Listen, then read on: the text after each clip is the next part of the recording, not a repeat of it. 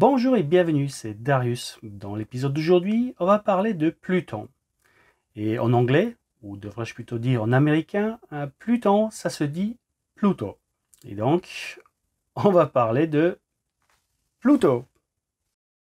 Non, pas ce Pluto-là, ce Pluto-là. Alors, si le chien de Mickey s'appelle Pluto, et donc Pluto en anglais comme la planète Pluton, ce n'est vraiment pas par hasard. C'est en fait un hommage de Walt Disney ou découvreur de cette 9e planète. Et quand je dis 9e planète, vous allez voir au cours de l'épisode que ce n'est plus vraiment une planète, au grand désarroi des Américains. Mais quoi qu'il en soit, donc Pluton a été découvert en 1930 par l'astronome américain Clyde Tombaugh. Et il a fait cette découverte depuis l'observatoire de Lowell. Lowell qui est en fait observatoire et qui porte le nom de celui qui l'avait fait et financé, à savoir Percival Lowell, un riche homme américain, un homme d'affaires qui était aussi astronome. Au passage, Pluton a été découverte avec un télescope relativement modeste, que c'était un télescope de 13 pouces. Alors, les pouces, c'est évidemment l'unité de mesure anglo-saxonne, et grosso modo, ça représente 33 cm de diamètre. Alors, autrefois, par exemple quand j'étais jeune et à l'école, dans les livres de physique, on enseignait que Pluton était la 9e planète du système solaire. Aujourd'hui, on enseigne qu'il n'y a que 8 planètes dans le système solaire. Et donc que Pluton n'est plus considéré comme une planète, mais comme une autre catégorie de corps célestes, à savoir les planètes naines. Et pourquoi cette déclassification? Et bien, tout simplement parce qu'on s'est rendu compte que des corps comme Pluton, il n'y en avait pas qu'un dans le système solaire. En fait, il y en avait tout plein. Bon, pour n'en citer que deux, on a Cérès et Eris. Mais sachez qu'il y en a beaucoup d'autres. Alors évidemment, le mot planète naine, ça ne veut pas dire grand-chose comme ça. On pourrait se dire, oui, et alors, Mercure aussi est toute petite, et ça n'en fait pas pour autant une planète naine. Donc on va comparer un peu les choses. Donc voici la Terre et Mercure. Voici la Terre et la Lune. Et voici la Terre, la Lune, Pluton et son petit compagnon Charon. Et si j'emploie le mot compagnon, c'est pas par hasard.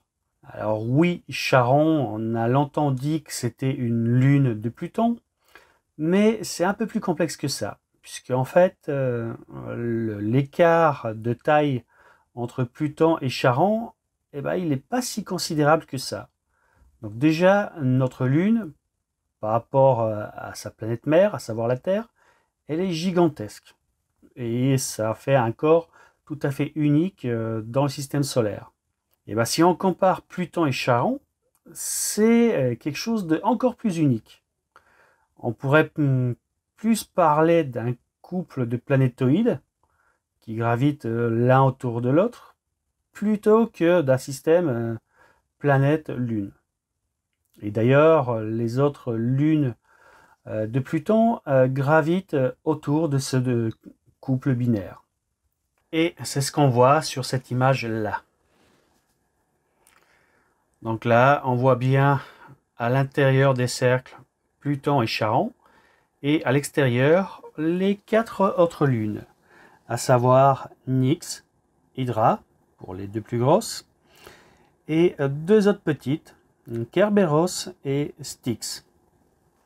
Et voici une autre photo prise par Hubble où on voit Pluton et Charon, Nix et Hydra. Alors évidemment, s'il a fallu Hubble pour prendre ces images, n'espérez pas de ver Pluton et Charon dans un télescope ou dans votre grosse lunette.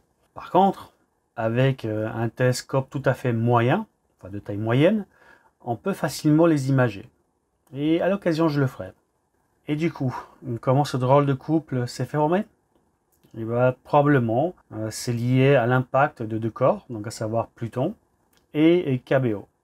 Et donc évidemment, KBO a impacté Pluton et les débris de celui-ci ont formé le compagnon de Pluton, à savoir Charon. D'ailleurs, si on regarde Charon de près, on s'aperçoit qu'il n'est pas vraiment sphérique. Il est plus en forme de patate. Et ça, c'est dû au fait de sa relativement petite taille. Que dire de plus? Eh ben, ils sont dans une zone du système solaire qu'on appelle la ceinture de Kuiper. Et ils ont une orbite autour du Soleil très elliptique, puisque leur distance varie entre 30 et 49 unités astronomiques. Un petit rappel, l'unité astronomique, c'est la distance entre le Soleil et la Terre, à savoir 150 millions de kilomètres. Et donc là, on est entre 30 et 49 fois plus loin.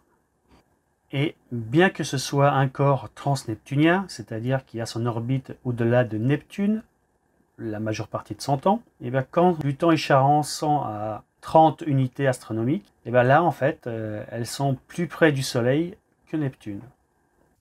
Et pour ce qui est de sa composition, donc évidemment il y a un noyau rocheux recouverte d'une couche de glace d'eau qui elle-même est recouverte d'une couche de glace d'azote. Et après bon, il y a d'autres types de glace, d'autres composés tels que le méthane. Donc voilà ce que je pouvais vous dire sur Pluton et son petit compagnon Charon.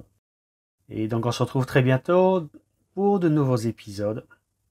Et d'ici là, pensez à liker la vidéo et à vous abonner à la petite chaîne. A très bientôt. Ciao.